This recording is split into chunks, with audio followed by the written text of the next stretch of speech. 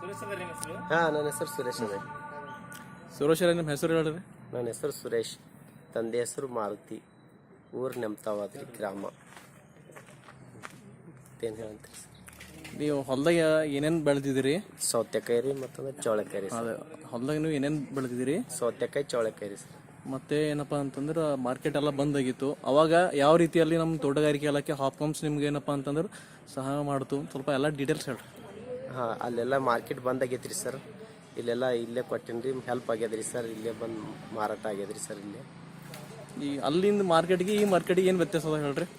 ಇಲ್ಲಿ ಫಾಯ್ದಾ ಅದ ರೀ ಸರ್, ಹಂಗೇನಿಲ್ಲ. ಅಲ್ಲಿನ ಮಾರ್ಕೆಟ್ನು ಇಲ್ಲಿ ಅದೇ ರೇಟ್, ಸೇಮ್ ರೇಟ್ ತಗೊಂಡಾರಿ ಸರ್ ಮಾರ್ಕೆಟ್ ಇದ್ದು. ಅಲ್ಲಿ ಎಷ್ಟು ಪರ್ಸೆಂಟ್ ತಗೋತಾರೆ ಕಮಿಷನ್? ಇಲ್ಲಿ 10% ಅಲ್ಲಿ ತಗೋತಾರೆ ಸರ್. ಇಲ್ಲಿ 5% ಇಲ್ಲಿ ತಗೋತಾರೆ ಸರ್. ಒಟ್ಟು ಈ ಇಲಾಖೆ ಮಾಡಿದ ಕೆಲಸ ತೃಪ್ತಿ ಆಗಿದೆ ನಿಮಗೆಲ್ಲ? ಹಾಂ, ಎಲ್ಲ ಸರಿಯಾಗಿ ಸರ್. ಹಾಂ, ಅನುಕೂಲ. ಇಲ್ಲಿವರೆಗೆ ಎಷ್ಟು ನೀವು ಹಾಕಿದಿರಿ ಸೌತೆಕಾಯಿ? ಇಲ್ಲಿವರೆಗೆ ಒಂದು 35,000 ಹಾಕಿನಿ. ಇನ್ಕಮ್ ಅನ್ಸ ಖುಷಿ ಅದ? ಹಾಂ, ಖುಷಿ ಅದ. ಇಲಾಖೆ ಮಾಡಿದ ಕೆಲಸ ತೃಪ್ತಿ ಆಗಿದೆ? ಹಾಂ, ತೃಪ್ತಿ ಆಗಿದೆ. ಮತ್ ಮುಂದೆಲ್ಲ ಇಲ್ಲೇ ಹಾಕ್ತೀರಿ ಮತ್ತೆ ಬೇರೆ ಕಡೆ ಅಲ್ಲೇ ಹಾಕ್ತೀರಿ? ಇಲ್ಲೇ ಹಾಕ್ತೇವ್ರಿ ಸರ್.